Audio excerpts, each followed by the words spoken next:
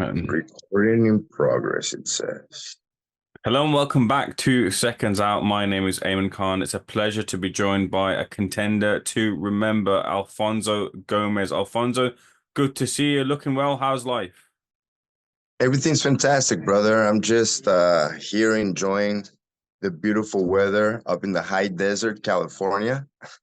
Hmm. It's hot, but I'm glad we're at the end of summer because now it's feeling a lot cooler. Other than that, I'm really excited about what's, pretty much happening in my life and everything.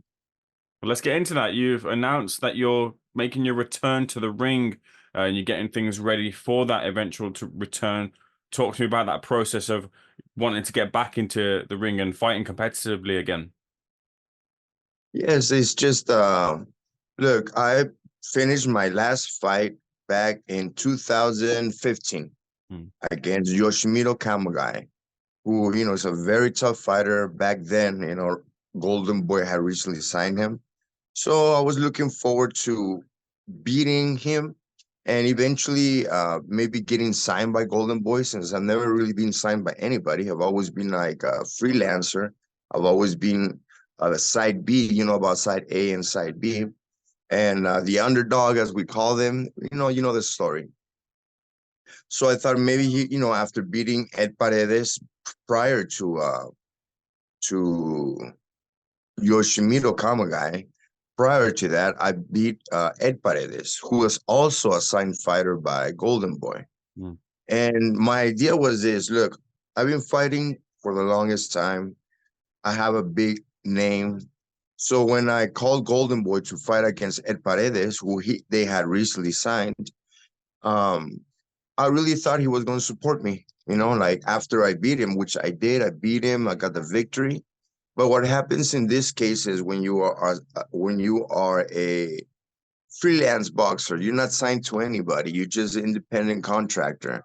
In that sense, what happens is if you want to fight for these big companies like Golden Boy and Top Rank, PBC, Matchroom Boxing, all those big promotional companies, they they do something called an option, Hmm. meaning that you cannot fight for anybody the whole year because basically, if you be my fighter, it says in the contract, if you be my fighter, then you cannot fight for anybody in a year. Good. I beat the fighter. So what they do is they grab your contract and they put it in a shelf, waiting for the whole year to run out. All right, cool. The whole year runs out. I don't fight for a whole year after beating Ed Paredes, a young, tough kid who was recently signed by Golden Boy back then.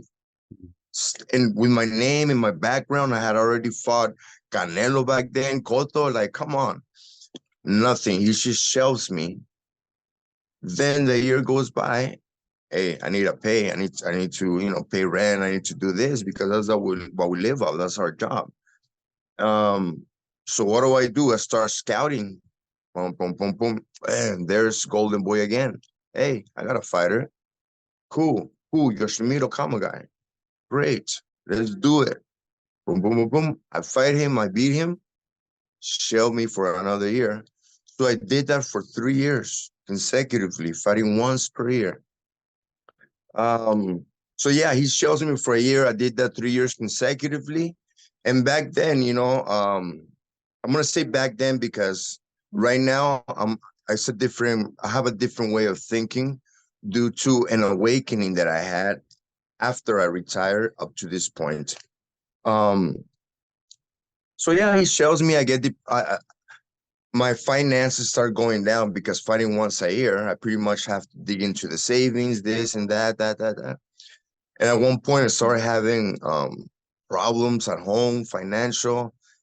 I was 35 back then, and I just thought to myself, no, this is too much responsibility. This is too much depending on Golden Boy. Basically, I was depending on Golden Boy or whatever, because if you say, all right, you weren't depending on Golden Boy, you were dependent on beating a good name, so they'll sign you and they'll take you on their side.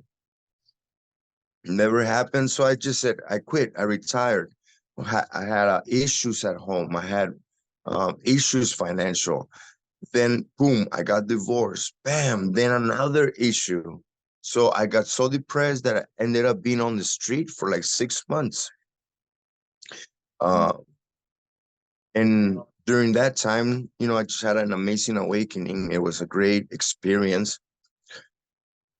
And I started seeing life differently. That's why now, if you see my social media, I name myself Boxeador Despierto, which is a woke boxer, pretty much, in that sense. And after that, I realized a lot of things about life and boxing, and it's been happening to a lot of people. There's just this thing happening around where people get a bigger perspective of what's happening in the world, what's happening within our food system, within our educational system, everything. So now coming back, the reason I'm coming back is because I would love to spread a message about how we have, look at Canelo, and I'm going to give Canelo as an example because he's a fighter I fought. And not only that, he is a big influence, if you think about it. Yet in his last 3, 4, 5 press conferences, if not all of them, he has behaved, the attitude, the behavior that he has carried upon, the public, it's just been not a good one. And not a good one when we are talking about an awakening that I'm telling you, an awakening that we get, and we realize that we are souls. Somewhere along the lines, we have lost the ability to understand and to really firmly believe that we are just souls, pretty much trying to go back to God. We have this human experience. And if that's the case, because ultimately, if that's the case, that we are souls trying to go back to God, living a human experience, then at one point you start realizing that your actions and your decisions and your behavior and your desires and everything suddenly don't align with this sort of mission. Like me, I'm going to give myself as an example. Back then, I did want to be famous. I did want to be rich. I did want to be a champion because I wanted to have the power and I wanted to have everything that I would see on TV and on the magazines and on the social media. So I just wanted all that. And I worked hard for it. And I got it. I was able to climb up the ladders of boxing, up to the rankings, up to the point that I fought the best boxer in Puerto Rican history. One of the best ones, Miguel Cotto, one of the best ones in the history of Puerto Rico. Then I climbed back up again and fought one of the best fighters in Mexican history, Canelo.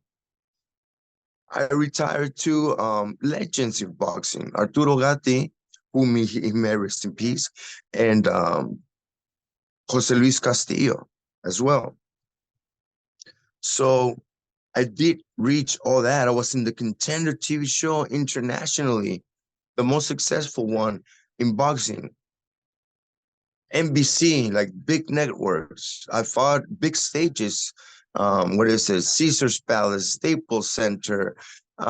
In Europe, there was the O2 Arena, and Mexico, everywhere, against the best names, best networks, HBO, Showtime, pay-per-view, under the best cards. I fought on the undercard of Mayweather Ortiz. Wow. I fought on the undercard of Pacquiao Claudio. Ooh, those are big names right there. So suddenly, wow, I did reach those levels that I was searching for, but I was doing it for the wrong reasons, with the wrong behavior, with the wrong attitude, with a wrong example. And I'm not saying I wasn't a good person. It's just like we all are good people and we all try to be good. We all know what's right and what's wrong in a sense. But the reason I lost my money and my divorce and everything, I was on the street and I took on drugs, etc., etc. The reason that happened was because I had the wrong identity of myself. I thought I was Alfonso Gomez, this Mexican kid who wanted all this, I didn't realize that I'm actually a soul living a human experience. And my mission is actually to go back to God. Within this, within this context, I'm gonna say it, within this reality, then we make all the choices, all the decisions. You can be a, you wanna be a champion? Train hard, buddy. Give it all you got. But don't forget who you are and why you're here. You want to be a doctor, you want to be a cameraman, you want to be you know, anything you want, a nurse, a doctor, taxi driver, Uber driver, I don't care. Everything you want to do, go ahead. Live this human experience as you please. That's what it's for. It's a human experience to live it. But don't forget who you are. So within that sort of awakening concept, it's real short, you know, because this is like a day's talk and year's talk. It's real short. Within that context, then you realize, like, dude, if with this same energy that I have, that I was able to accomplish the things that I was able to accomplish, with all the energy and discipline and focus and all that Canelo has, I realized if we actually knew who we were back then, me back then and Canelo now, and many people now, if I knew what I knew back then, I would still be champion. I would have still been in the contender. I would have still done a lot of amazing things, because nothing takes away that energy. Nothing takes away that love and passion. That's something that comes within. That's part of us. The choices I made were the wrong ones. You know, I would have still done a lot of great things, but I would have been a different type of human experience. It wouldn't have been the human experience that I lived. It would have been different. Well, now within that reality that I live by, basically, I do want to come back to boxing. It's like this.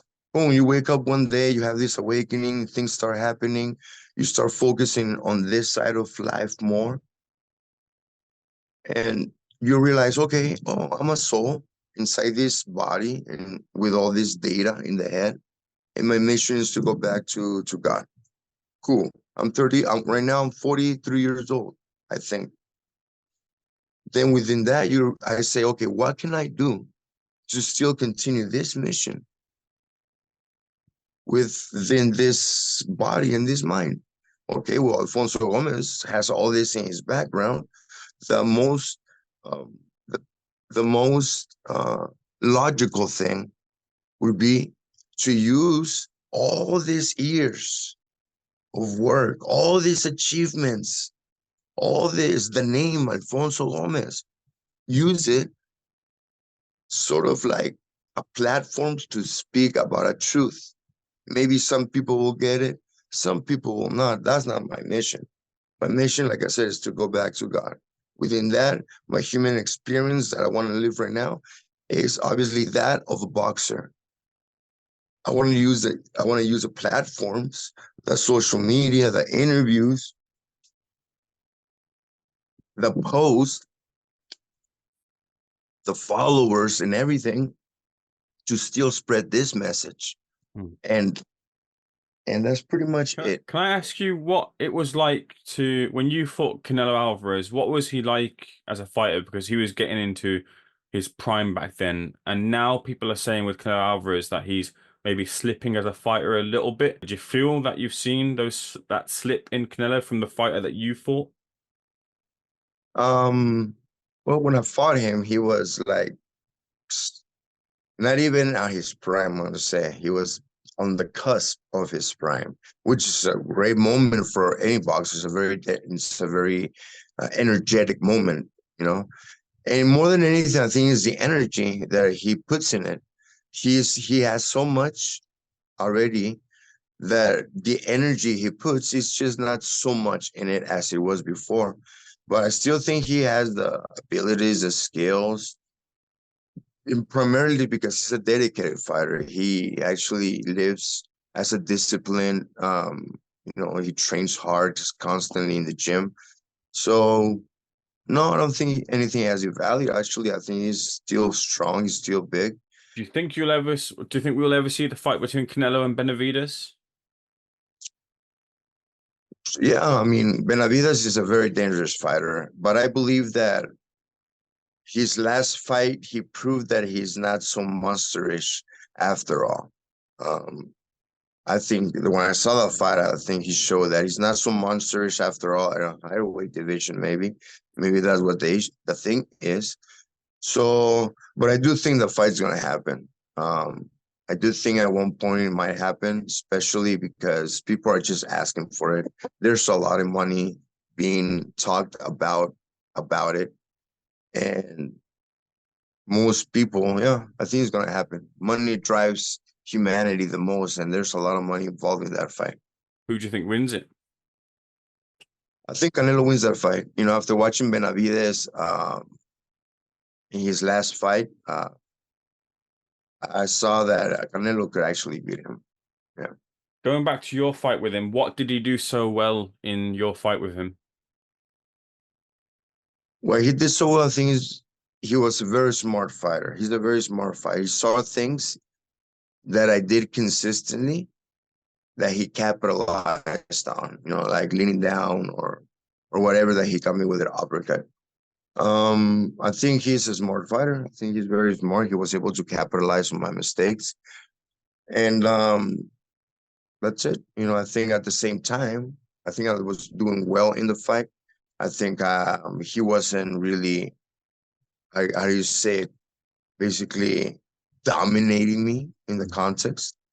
And there is sort of like a debate whether they stop the fight too early or not. So when you put those together, you know, when you put the fact that, yeah, he was 20 pounds overweight than me, the fact that he wasn't humiliating me in the fight, the fact that there's debate whether the stoppage was premature or not, I think it just speaks greatly not only about uh, my boxing as well, but that's it's debatable, man. Not wish. I mean, things played out this way, but it would have been nice to see how it would have played out in a different context, different mentality. Maybe at that moment, if they wouldn't stop the fight, uh, I would have changed my mind frame. I would have changed my game plan. I don't know. Things happen in the ring. But all in all, I think he's a very smart fighter. I think he does the thing that separated us in the ring more than anything is that he was able to capitalize on my mistakes more than I was able to capitalize on his. Do you think that this Crawford versus Canelo fight happens, and do you feel that Crawford, even if he was coming up to the weight of super middle, could have success against Canelo because he's also a smart fighter? Uh, I think just jumping up in weight like that might not be as easy for Crawford as he thinks. Because Canelo, if you think about it, he's always had that wide frame. So he kind of was built a little bit for that, sort of to be a bodybuilder type of guy who can actually carry that weight. You can tell by his bone structure is probably very um so him carrying that weight, he also did it slower than Crawford wants to do it. Mm. So he was able to adjust to the weight a little bit better than Crawford wants to do it. So I don't think that if Crawford just jumps up to what is a super middleweight Yeah. from basically he already went from 147 to 154. He just barely has one fight in 154, barely adjusting to it. And you can tell he wasn't the Crawford that is at 147. For him to jump two weight divisions, I mean, I don't think he'll carry it up like that. So I think Canelo wins a fight if that happens. However, if Canelo drops to 160, then we might have a different story.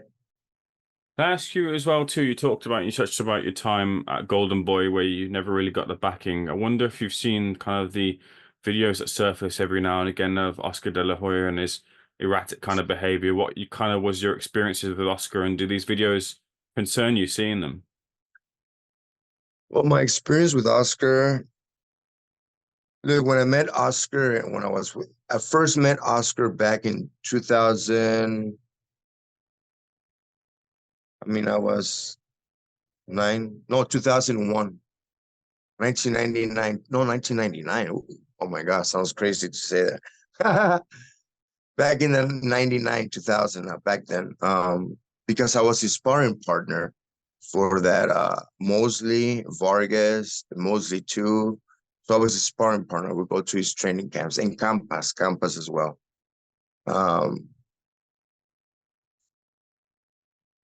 and yeah, he was young and everything, but we had some sort of issues, not issues, just regarding behavior. We just in women and stuff like that, meaning we would go to places and he was always the center of attention. And I guess he didn't like the fact that I like one of his girls or whatever. Anyway, but nothing ever happened. There was no issue in terms of fighting or even talking about it. It just seemed like there was like, sort of like, oh, I don't like this guy no more type of thing. I don't like this guy no more.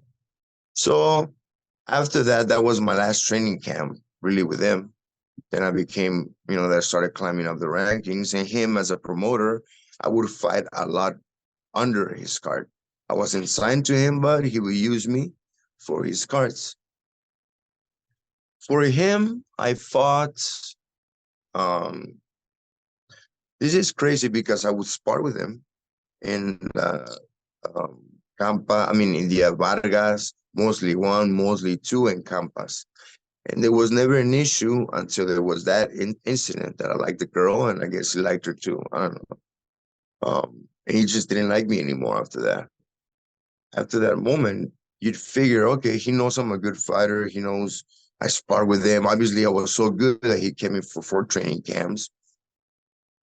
That when I turned pro, or when I had ranked up a good record, I think, hey, would you sign me? Let's sign up. Let's work together. Never signed me, but he would always use me. I mean, I'm not complaining. Thank you, Golden Boy, because he did use my services, but always as a B-side. Well, let me tell you, for him, I fought. Out of the 36 fights, I'm gonna say I fought 12 times for him, basically 12, 13 times.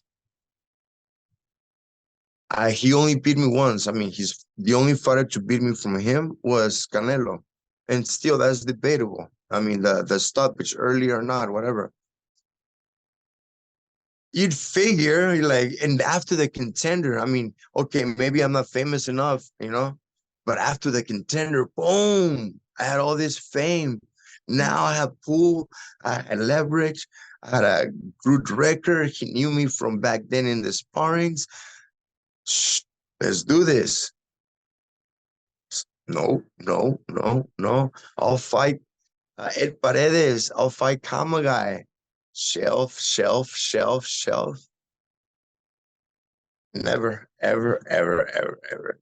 Now, De La Hoya, so going back to that, his behavior, it's just been escalating, escalating, escalating, escalating more and more and more of who he thinks he is.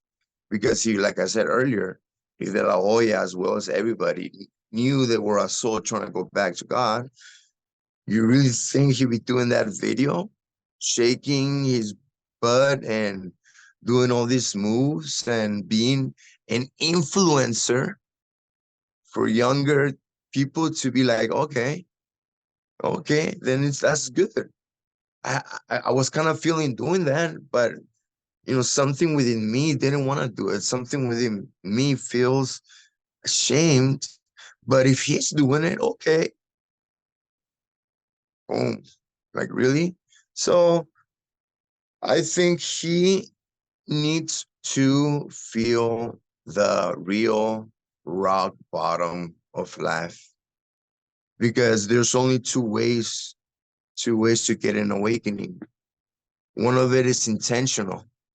You actually want to. Yeah, just had some technical difficulties there. Easy for me to say. You were just saying about your reaction to seeing the videos of Oscar De La Hoya. Oh yeah, like I was saying, there's two ways to get this awakening. One is intentional, that you do your research, you try to meditate, you just follow certain processes. And the other one is unintentional, and that is the one I don't recommend. That's the one I went through. I went through a rock bottom. So imagine this: after doing everything that I've told you, all the accomplishments, the legends I retired, the stadiums I fought in, the networks I was displayed on, etc., etc. Losing everything, that's when you hit like the bottom. That's what got me to search for something else.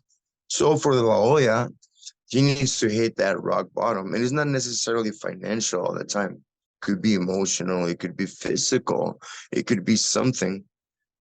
Because if he does not have the intention, which it seems like he doesn't, it's getting worse and worse, then the only way is for him to keep going, keep going, keep going, keep going, bro. Keep going, bro. Keep going, bro. Keep going. You're gonna hit that wall. That's gonna make you come back. Did you feel the same way about Ryan Garcia? It seems to have quietened down now, but he was going through something a few months back. Yeah, with Ryan, this might be happening to Oscar as well. With Ryan, which is, I actually did a video on it. I know my following is in Spanish and I do my things in Spanish, but I did speak about it. And it got so bunch of views, which is cool. That Ryan Garcia was going through an awakening stages, that it was going through a second stage of this sort of awakening process, ascension, spiritual ascension. And that is a moment of very chaotic situations. I went through that through my second stage. It was very like that, pretty much like Ryan Garcia. The only difference is that I didn't have the public eye in me, And for example, with Ryan Garcia, maybe he doesn't understand it yet that he is that soul, trying to go back to the light. But right now, you can tell and you can see he feels he is a light. Maybe he doesn't really understand it yet because everything is an ascension. I was at his ascension. Time has helped me get more ascended and understand more. So at that point, you can see it in his videos, and you saw it in his fight against Devin Haney. Maybe he doesn't understand it, but he sort of feels it, that he is more than what he thought before. He's more energy. And he just dominated Devin Haney like that, like a human, like a human that understands suddenly, like, wait, I'm more than a human. I'm like a soul living a little human experience. I'm a soul living a little human experience. No wonder I feel so frustrated because I have minimized myself to this. No wonder I feel so small and so powerless and so worried and so fearful because I just minimized myself to a small. That's sort of the feeling and vibration and aura that Ryan Garcia has been walking for a few months already. And I know you can see it. It can be seen somehow. People call it crazy. The system is going to try to say he's crazy and that he needs psychiatric help and all this and all that. But nah, he just needs it. He just needs to go to a third stage and fourth stage and just keep ascending. So for me, Ryan Garcia is going through an ascension, spiritual ascension. And when we see him in a few more months, you're going to see the other Ryan Garcia, the one that goes through the third, fourth stages, which is the absorption. He's going to start looking for information. He's going to start getting associated with people that have sort of that different mentality, a gurus, priests. He's going to be talking a lot about this stuff. Because in the second stage that you start seeing all this and getting detached from the matrix, as we call it, and you start going crazy. You start realizing a lot of things that are like, no. And you start talking about it and try to tell people, oh, this and that. And you look like crazy. People are fool. They want to put you in the mental hospital. Are you drugged up? You do las drogas, the drugs? Like, no. It's not that. It's something else. It's something else. And you go crazy. After that, sort of like you start to absorb. It's called the sponge stage. You start to absorb information. So I don't know if Ryan Garcia is there yet, but you will see him talk more in the spiritual sense more than in the they're taking kids, they're giving us medals in the vaccines, the 5G towers are killing us. After that stage, sort of you start going here where you start searching for more information, you start getting associated with gurus and stuff. So it will be cool to see Ryan Garcia go with Sadhguru, which is one of those big, in-line individuals. And yeah, Ryan Garcia is going through that. Oscar de la Hoya, I don't know if he's going through that or not. I don't think he's going through it yet. He still needs to hit that wall. Ryan Garcia hit that wall. When? How? I don't know. I would love to hear his story. Like if I could interview him, I would talk to him about this. I'd be like, Ryan, when did you feel like suddenly that everything was different, that something was not right about believing you a little human beings, searching for more, you were rich, you're famous, you got all this money, all these women, you still felt unsatisfied, you still felt unfulfilled. The promises they made, they were not there. They promised me I was going to be happy. They promised me I was going to feel fulfilled. They promised me I was going to have peace. And I actually have the opposite. I'm much more worried. I'm much more frustrated. I'm much more stressed. So maybe, I don't know, I would love to interview him. But if you ever have the chance, ask him that. He'll trip out.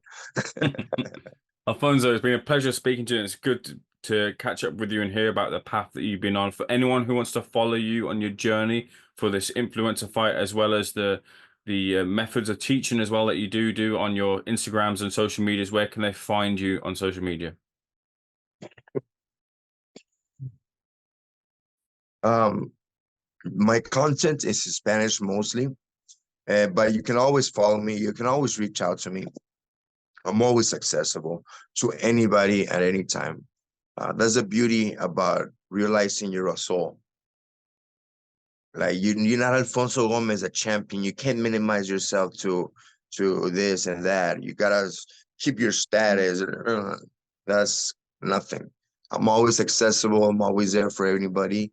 If you have questions about this awakening thing or this enlightenment thing, go ahead. I know there's a lot of boxers out there. There's millions of boxers. Who's not to say that? And I'm sure there's a lot of you out there that are going through this thing, So if you got questions, go ahead and reach out to me. When it comes to the boxing and everything, guys, I'm back for more action. Follow me in my social media. You mentioned a few influencers. So if any of those influencers are listening to this, or you can tag them, hey, call me out. I don't want to call you out. That would be ridiculous. Not ridiculous. Like, why are you calling out a YouTuber? But you call me out. Hey, Gomez, I heard you are looking for an opponent in the influencer sort of calling you out. Let's do this. Let's see what your followers say. And if there's enough pull, yeah, I'll create another social media account with English content only, because English I do speak, my friend. Alfonso, pleasure speaking to you. Thank you so much speaking to Seconds Out. Hopefully we'll have a conversation again much sooner than the last one, but the pleasure is all mine. Thank you so much.